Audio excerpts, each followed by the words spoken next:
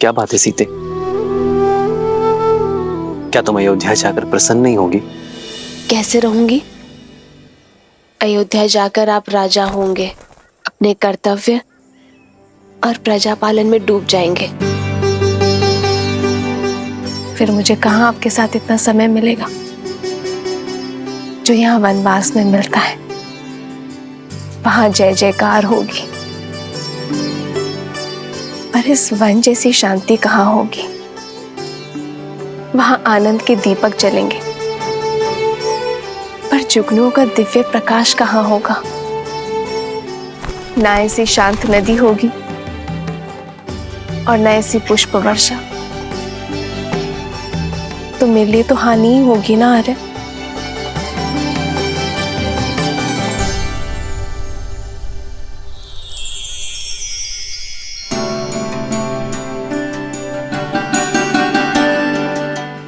मैं तुम्हें वचन देता हूं सीते कि मेरी सीता को ना ही मेरी कमी खलेगी और ना ही मेरे समय की। ये राम सदा सीता के लिए न्यौछावर है और सदा रहेगा।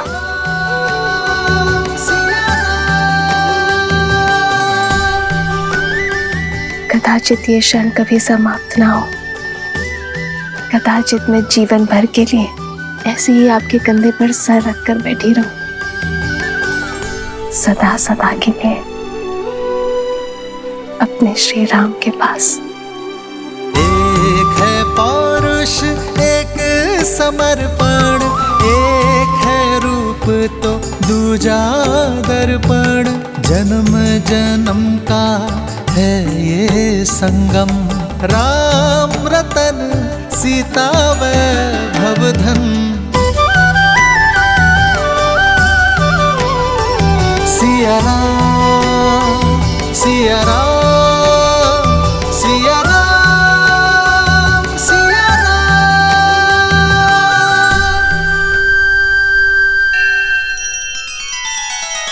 श्री रामचंद्र कृपालु भजु मन हरण भव भय दारुणम्। नव कंज लोचन कंज मुख कर कंज पद कंजारुणम्। सिया राम, सिया राम, सिया राम, सिया राम। आदर्श और मर्यादा की है ये कथा महापावनम्। काट मद श्री से मिला दे श्रीमद् रामायणम्, श्रीमद् रामायणम्। सिया राम, सिया राम, सिया राम, सिया राम। मैं राम के सम्मान का हरण करने जा रहा हूं।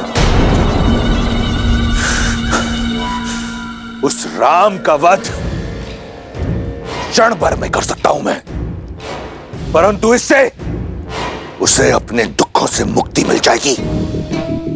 जिस राम की प्रशस्ति तुम गा रही थी, उस राम का नाम छीन लूंगा मैं। लज्जा और दुख के सागर में डुबा दूंगा उसे भी और रघुकुल की रीति को भी। धीरे धीरे करके मारूंगा।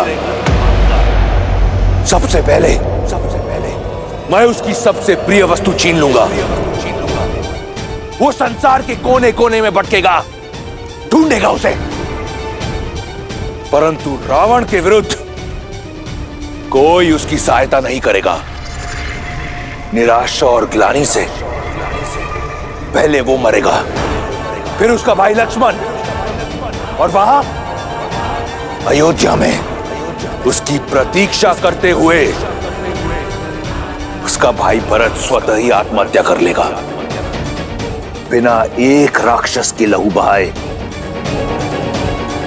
मैं रघुकुल को लहूलुहान कर अपने कुल के नाशक से प्रतिशोध लूंगा, और उसके बाद सब ओर से निराश सीता को निर्विरोध लंका की रानी बनाऊंगा।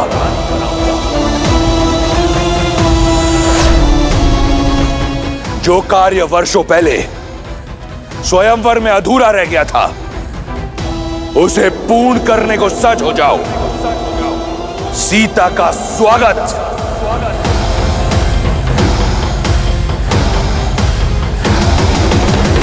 ये अनीति है लंकेश, ऐसा मत कीजिए। अपनी बहन और राज्य के सम्मान के लिए युद्ध लड़ना वीरों का धर्म होता है। आप अपना धर्म निभाइए, अपने अपमान का प्रतिशोध लीजिए। मैं आपके लिए प्रार्थना करूंगी, किंतु एक स्त्री की गरिमा को भंग करना और ऐसा षड्यंत्र रचना सबसे बड़ा अधर्म है, विनाश का कारण है।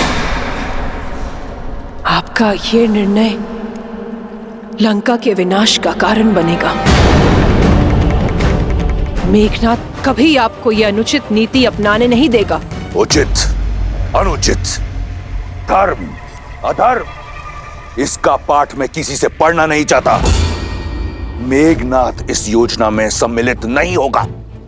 इसके लिए मेरे फेंके टुकड़ों पर पल रहा मेरा दास ही पर्याप्त है, और यही होगी उसकी निष्ठा की परीक्षा।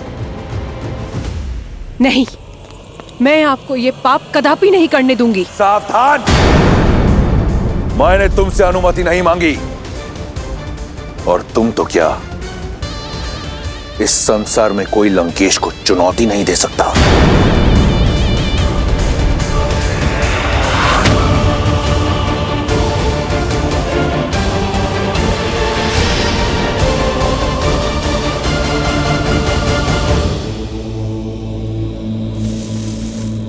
ओम नमः शिवाय। ओम नमः शिवाय।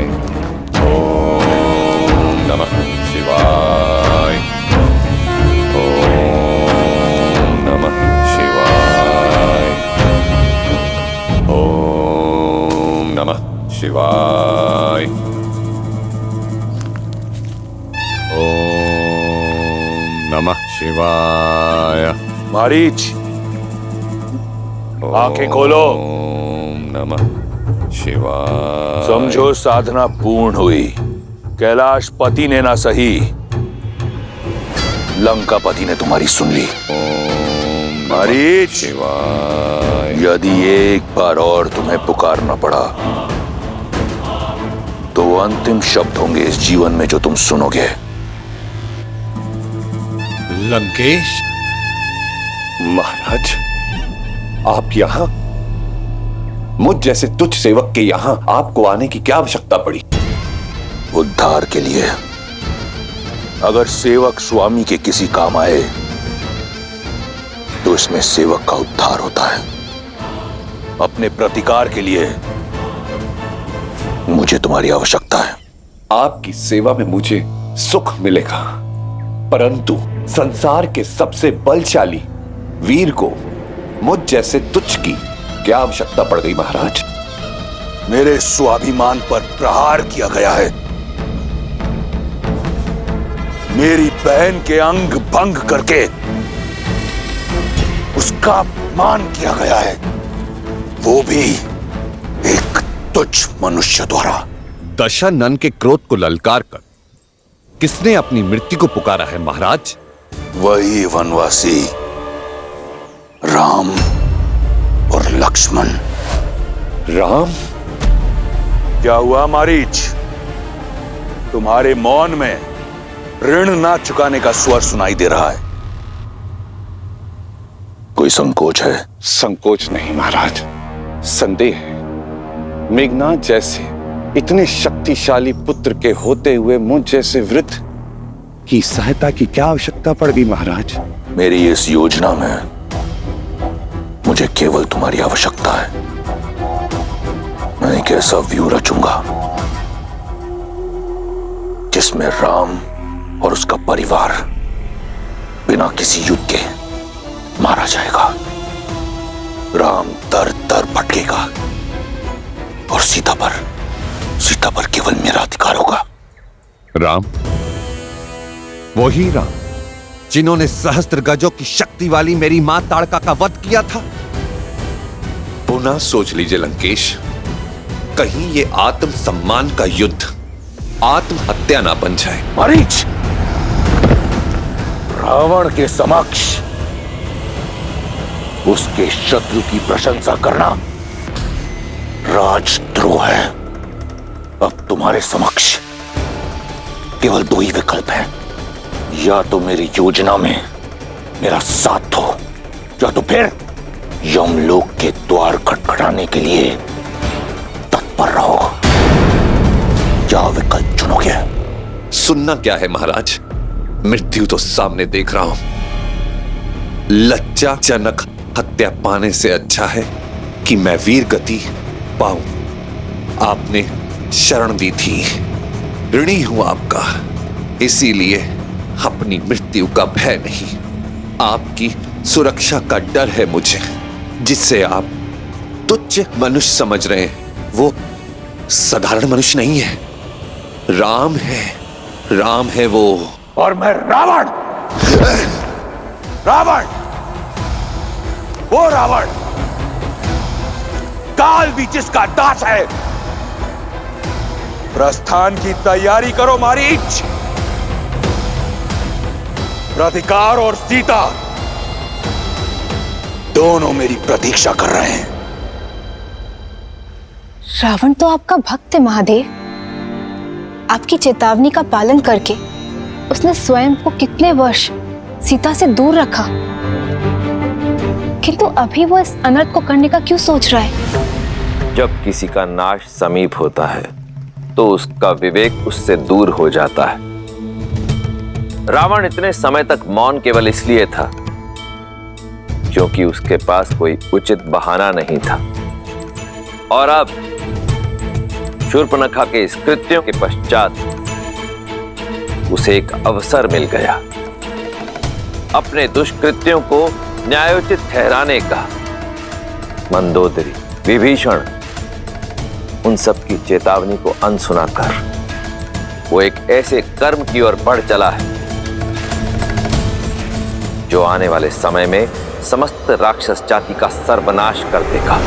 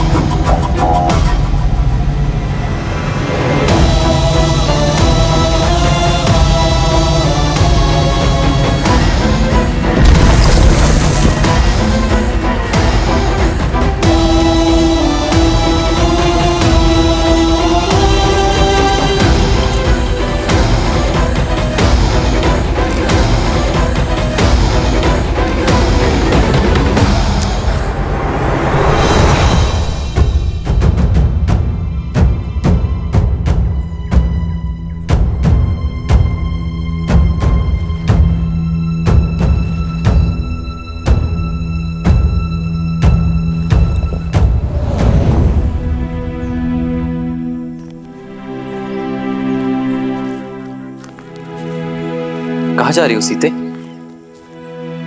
भोजन के लिए जल लेने जा रही हूँ। आओ मैं भी साथ चलता हूँ। नहीं आ रहे, आप क्यों कष्ट करेंगे?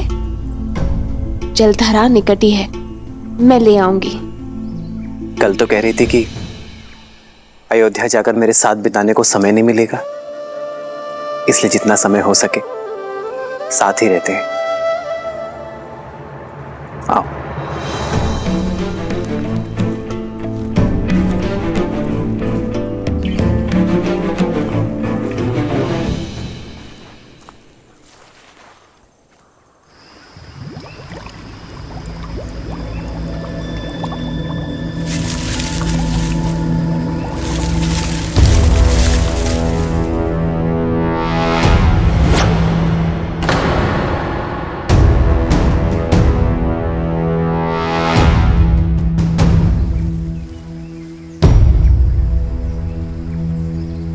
लाओ सीते। जानती हूँ साथ आने का कारण मेरा साथ नहीं, सुरक्षा है। जब से शूर्पणखा का प्रसंग हुआ है तब से आप मेरी सुरक्षा को लेकर कुछ अधिक ही सतर्क हो गए हैं। हाँ। मुझे विश्वास है रावण आपके समक्ष आने की भूल कभी नहीं करेगा, और यदि की तो उसकी दशा भी वही होगी जो आपके सामने आए अन्य असुरों की हुई। मैं जानती हूं कि आप मेरी सुरक्षा के लिए धरती पाताल एक कर देंगे। मेरी शक्ति का आधार तुम्हारा मुझ पर ही अटूट विश्वास ही है सीते।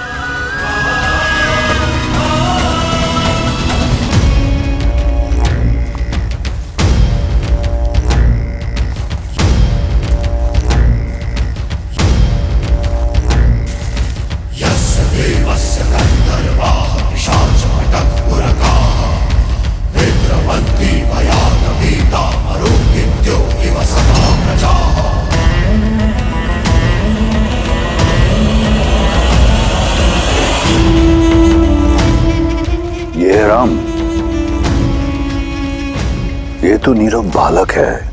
बालक नहीं महाराज, महाराज बलि ने भी वामन को बालक समझा था, लेकिन ये भूल आप मत करें। आयु देखकर राम के शौर्य को कम समझना मूर्खता हो सकती है। एक बार, केवल एक बार और राम की प्रशस्ति खाओ, फिर देखो कैसे कैसे मेरा दास यम यहां स्वयं आता है। तुम्हारी आत्मा लेने अपना ध्यान केवल हमारी योजना पर रखो। एक बार और। एक सेवक का कर्तव्य होता है कि वो अपनी स्वामी की हर बात माने। जैसा कहा गया है वैसा करो। जाओ।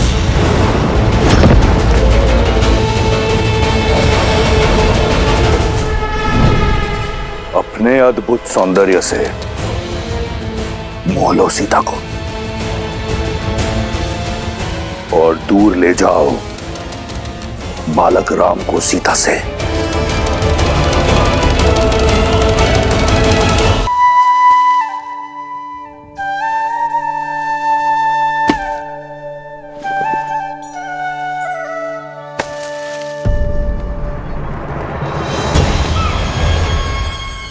स्वर्ण मृग?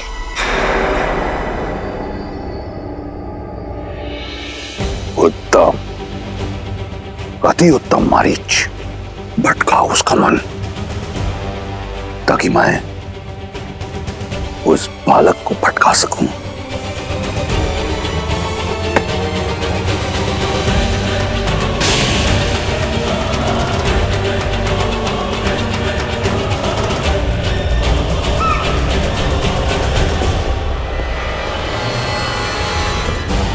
आर्य, लक्ष्मण भैया, देखिए कितना सुंदर स्वर्ण मृग है।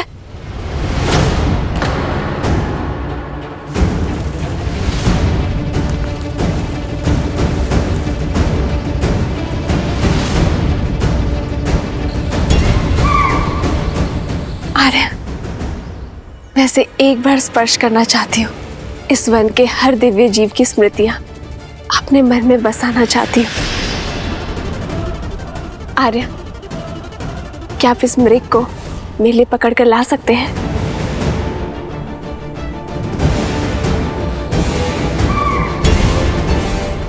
स्वर्ण मृग नहीं होते सीते। नहीं होते?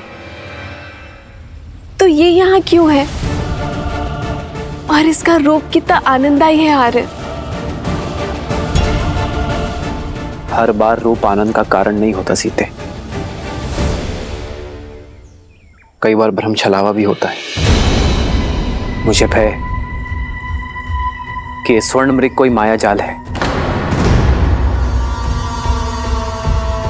भूल गई सीते, रावण अपनी बहन शूर्पणखा के अपमान के प्रतिशोध का मार्ग खोजा है, और यह मार्ग माया जाल भी हो सकता है।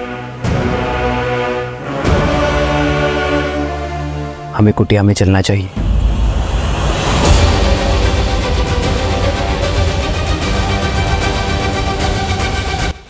जिस श्री राम के नाम मात्र से उनके शत्रु में भय उत्पन्न हो जाता है, उनका साथ होने पर मुझे क्षति पहुंचाने का दुस्साहस रावण भी नहीं कर सकता। अरे जो अपने भाई कुबेर का घर लंका छीन सकता है, जो अपने आराध्य महादेव को वश में करने का दुस्साहस कर सकता है सीते, वो कुछ भी कर सकता है।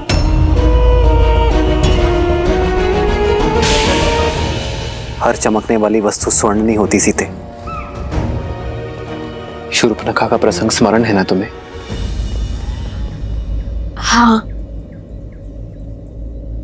पर आर्य, इसका अर्थ ये तो नहीं है ना कि हर सौंदर्य के पीछे संकट की छाया खोजी जाए। आप एक क्षण को सोचिए, यदि ये मायावी ना हुआ तो क्या इस सुंदर जीव का संरक्षण करना हमारा धर्म नहीं है आर्य? मैं इसके सौंदर्य के स्पर्श का अवसर खोना नहीं चाहती हूँ।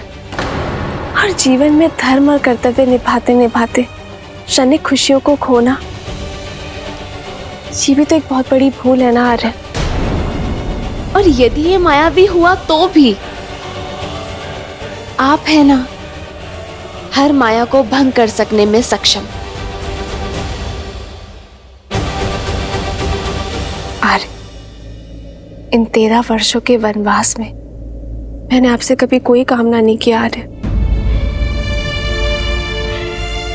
और यदि आप फिर भी नहीं चाहते कि मैं उस सुंदर जीव के सामीप्य आऊं, तो मुझे स्वीकार है।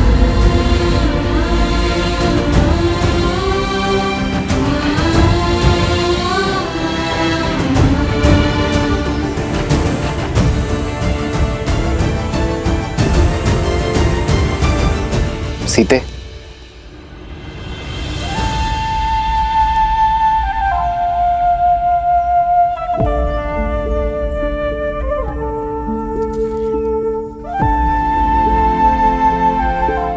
अपनी सीता को निराश नहीं देख सकता ये राम। यदि तुम्हारी प्रसन्नता इसी में है तो मैं तुम्हारे लिए स्वर्ण मृग अवश्य लेकर आऊंगा सीते।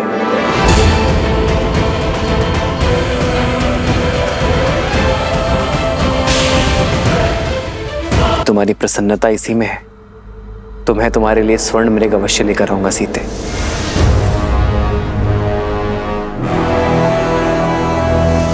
किंतु तुम्हें मुझे वचन देना होगा, जब तक मैं ना लौटूं तब तक तुम कुटिया में ही रहोगी। आप क्यों कष्ट करेंगे भैया? मुझे आज्ञा दीजिए, मैं अभी इस मृग को पकड़ कर ले आता हूं।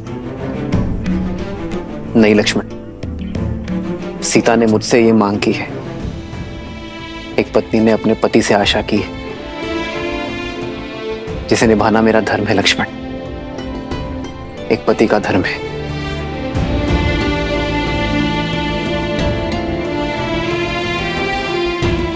इन 13 वर्षों में सीता ने मुझसे कोई मांग नहीं की और मैं उसकी इस इच्छा का मान अवश्य रखूंगा।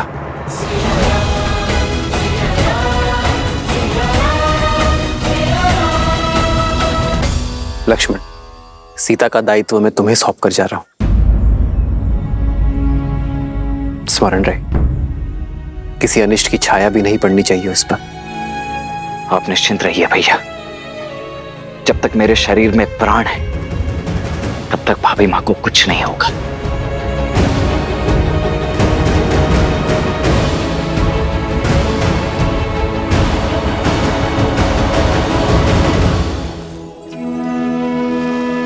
माया ठगनी न नर कछु जाने, कपट कहे मन नर न माने।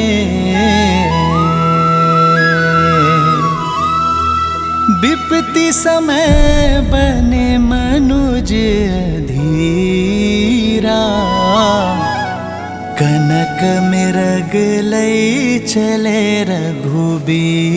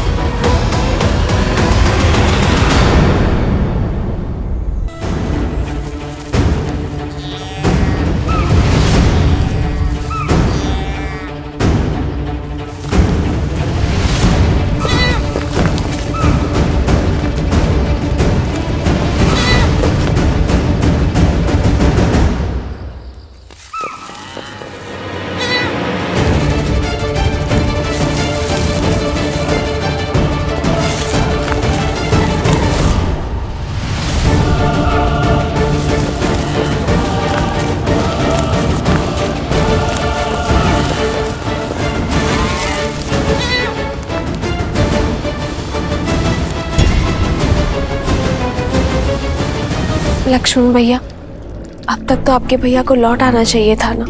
मृग है भाभी माँ, अपनी मृग चाल से कहीं दूर निकल गया होगा। और फिर भैया ने आपकी इच्छा पूरी करने की ठानी है तो वो उसे पूरी करके ही लौटेंगे। आप निश्चिंत रहिए। उनका भाई उचित तो नहीं, कहीं वो सच में माया ही हो। यदि वो माया है भी तो भी उस माया के समक्ष स्वयं श्री राम खड़े हैं भाभी माँ, एक महायुद्ध। और फिर भूल गई आप, ऋषि अगस्त्य और गुरु विश्वामित्र के दिए हुए अस्त्र शस्त्र भी तो हैं उनके पास। आप चिंता मत कीजिए, कुछ नहीं हो सकता उन्हें।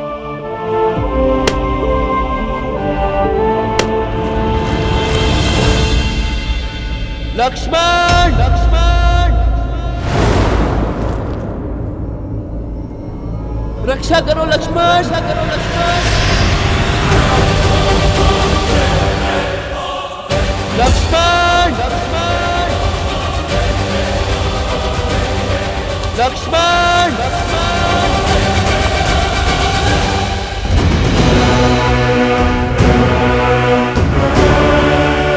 निश्चित ही ये कोई मायावी है।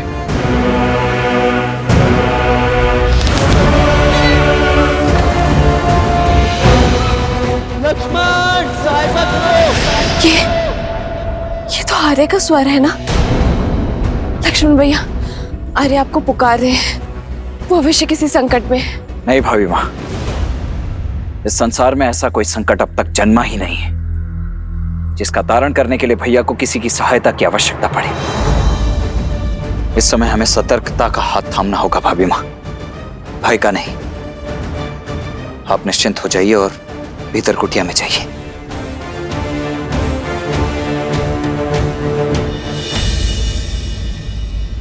सीते, सीते सहायता करो, सहायता करो।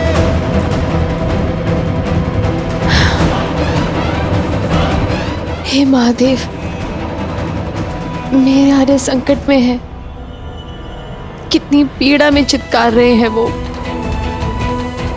दोषी मैं ही हूं, मेरे कारण श्री राम इतने घोर संकट में पड़ गए हैं।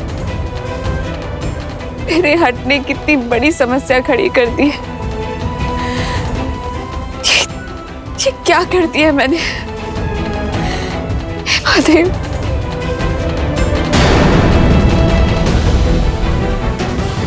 लक्ष्मण भैया, आप अब तक यही हैं, जाइए उनकी सहायता करिए।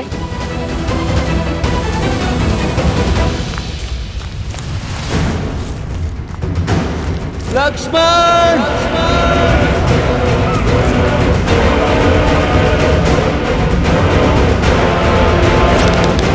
तुम्हें इस छल का मूल्य चुकाना ही होगा मायावी। लक्ष्मण भैया जाइए। भाभी माँ शांत शांत शांत हो जाइए। 14 सहस्त्र राक्षसों का सामना अकेले करने वाले मेरे भैया राम क्या एक तुच्छ मायावी के छल और बल में फंस जाएंगे भाभी माँ? नहीं भाभी माँ, कदापि नहीं। किंतु उनकी करुण पुकार मेरे हृदय को भेद रही है। कुछ अनिष्ट न हो जाए लक्ष्मण भैया। जाइए लक्ष्मण भैया, उन्हें आपकी आवश्यकता है। जाइए भैया। भाभी माँ, भैया ने मुझे यहाँ आपके साथ रहने की आज्ञा दी है। मैं कैसे? तुम्हारी भाभी उनके पास जाकर उनकी सहायता करने का आदेश दे रही है। तो भाभी माँ, मेरा यहाँ रहकर आपकी सुरक्षा करना ही मेरा परम धर्म और कर्तव्य है। मैं ये कैसे लांघ सकता हूँ? और आपका धर्म ये भी है कि आप अपनी भाभी, अपने बड़े भाई की पत्नी का आदेश माने।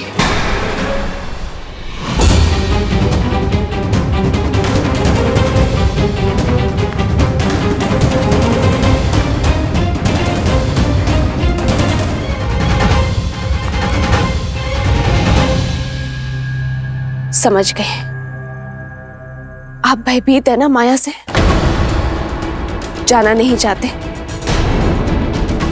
तो मैं स्वयं जाऊंगी अपने स्वामी की सहायता करने के लिए।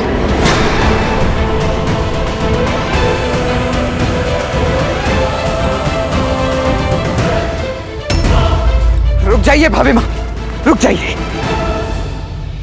अरे दया कीजिए।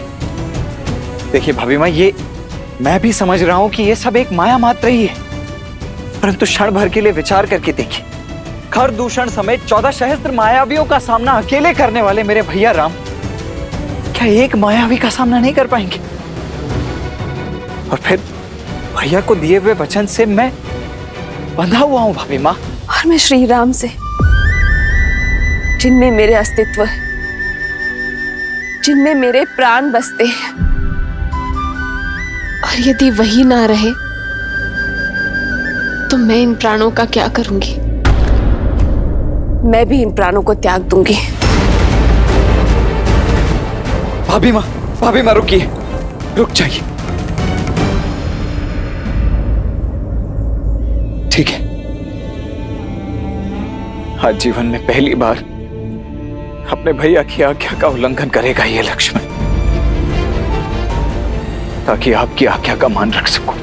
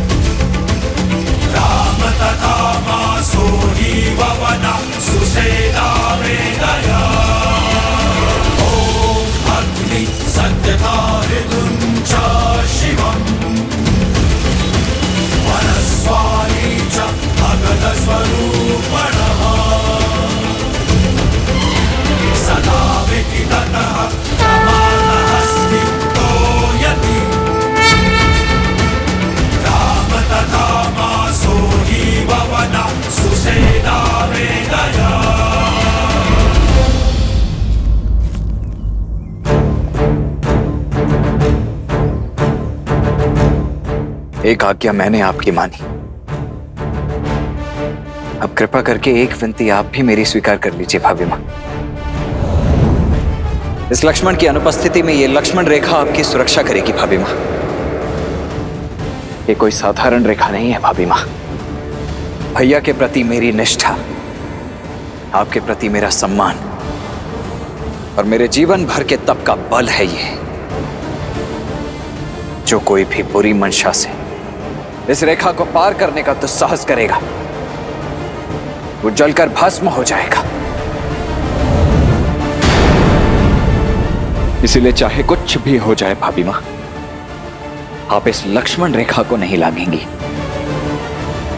मुझे वचन दीजिए। अवश्य लक्ष्मण भैया। तुझ मनुष्य के तुझ स्वांग, जिस लंकेश को त्रिदेवों की सीमा रेखा न रोक पाई, उसे उसे ये रेखा क्या रोक पाएगी?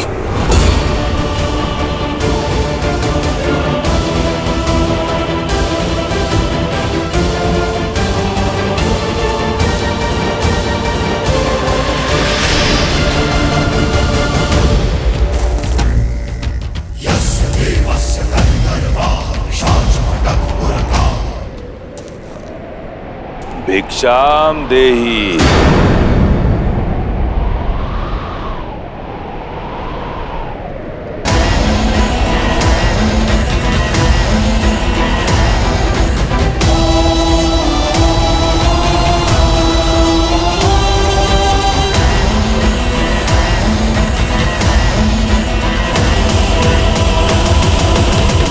प्रणाम ऋषिवर।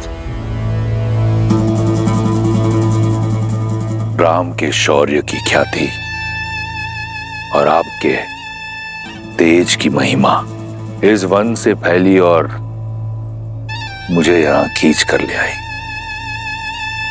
ऋषि सुतीक्ष्ण जैसे अनेकों संत संसार भर में राम का गुणगान कर रहे हैं, तो दर्शन करने चला आया।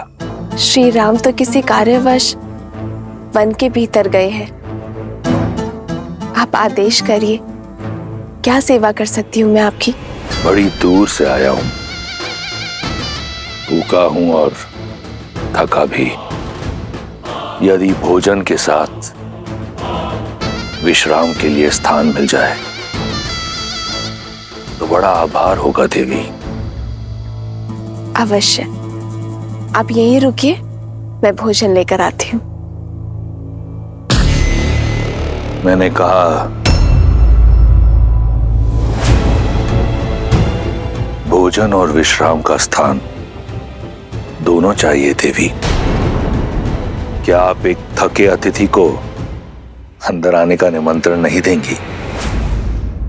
क्षमा चाहती हूँ ऋषिवर, मेरे पति और देवर दोनों ही यहाँ नहीं है और उनके अनुपस्थिति में पर पुरुष को भीतर आने का निमंत्रण कैसे दे सकती हूँ मैं? आप उनके आने तक यहीं बाहर प्रतीक्षा करिए।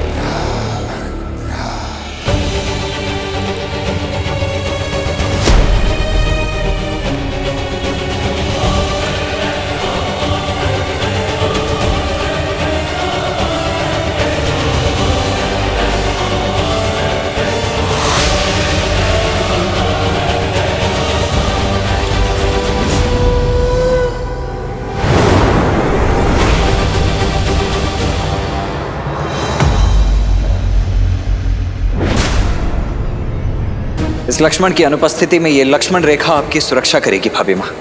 इसीलिए चाहे कुछ भी हो जाए भाभी माँ, आप इस लक्ष्मण रेखा को नहीं लांघेंगी। ये लीजिए ऋषिवर, ग्रहण कीजिए। अब बैठ गया हूं, फिर से उठ नहीं पाऊंगा देवी। इस वृद्ध सन्यासी पर कृपा कीजिए और मेरा भोजन यहीं परोस दीजिए।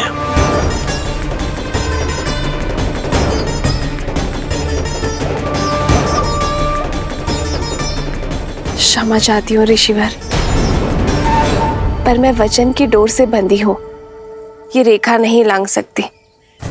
आप स्वयं आकर ये भिक्षा ग्रहण कर लीजिए।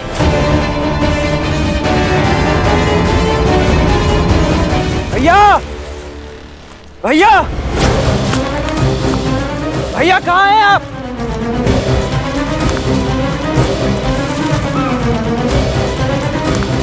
भैया भैया कहाँ हैं आप?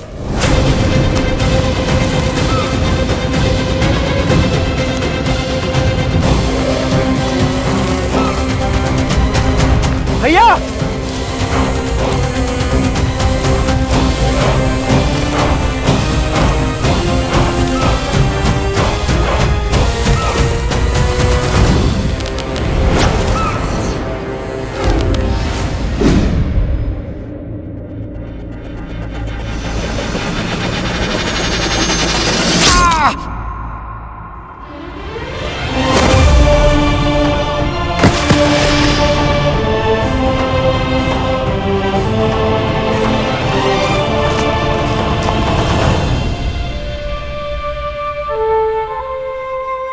मैं वचन देता हूं कि अपनी मायावी शक्तियों का कभी दुरुपयोग नहीं करूंगा। मारीच,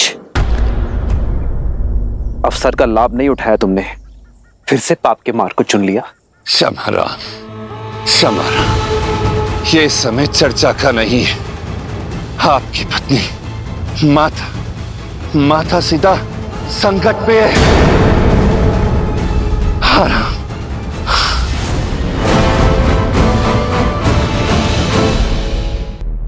मैं बाहर नहीं आ सकते ऋषिवर, कृपया करके ये भिक्षा ले लीजिए। तो महाज्ञानी राज ऋषि जनक और विदुषी गार्गी ने यही अतिथि सत्कार सिखाया है आपको, या फिर अयोध्या की कुलवधुएं वृद्ध सन्यासियों से ऐसा व्यवहार करती? ये संसार जिसकी प्रशस्ति करुणा निदान करके गाती है, उस राम की पत्नी में तनिक करुणा नहीं, केवल 2 पग चलने के कष्ट से मुक्ति पाने के लिए एक वृद्ध सन्यासी को हुक्का मार रही है। क्षमा करें देवी, भूख के आगे शब्दों ने गरिमा त्याग दी, परंतु मिथिला के आतिथ्य और रघुकुल की मर्यादा के बारे में इतना सुना था कि आपका ये रुष्ट व्यवहार देखकर मन खिन्न हो गया। इक्ष्वाकु वंश की कुलवधु के आंगन से कदाचित आज पहली बार एक भिक्षु खाली हाथ लौटेगा। कैसी विडंबना है, घोर कलंक। आप मुझे कुटिया में निमंत्रण नहीं दे सकती और भिक्षा देने यहां स्वयं आ नहीं सकती, तो देवी ये भिक्षा मुझे स्वीकार नहीं। ऐसा नहीं है ऋषिवर, ना तो मैं मिथिला का सत्कार भूली हूं और ना ही रघुकुल की रीत, किंतु वचनबद्ध हूं, मैं बाहर नहीं आ सकती ऋषिवर। आप कृपया करके स्वयं थोड़ा सा कष्ट उठा लीजिए। नहीं, अब मैं ये भिक्षा ग्रहण नहीं कर सकता। भिक्षा के लिए गृहस्थ संकल्प लेता है और संकल्प लिया जाता है विश्वास से, परंतु आपका व्यवहार स्पष्ट दिखा रहा है कि आपको संतों पर विश्वास नहीं, और बिना विश्वास के लिया गया भोजन मेरे लिए विष समान है। आज्ञा दे देवी, किसी और का द्वार खटखटाऊंगा। एक ऐसा दाता जिसके मन में विश्वास और श्रद्धा हो। विश्वास नहीं होता कि ये वही कुल है जहां हरीशचंद्र, दिलीप और नेमी जैसे धर्मात्मा हुए। आज यहां अतिथि का सत्कार नहीं, अपमान किया जाता है।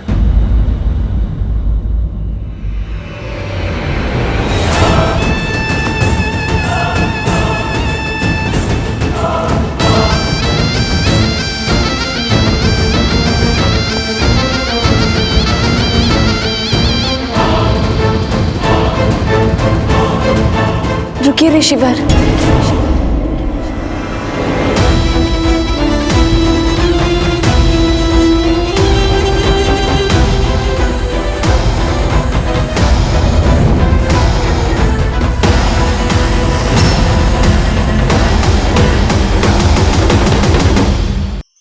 धार्मिक वीडियो सबसे पहले देखने के लिए हमारे चैनल को सब्सक्राइब करें और बेल आइकन दबाएं।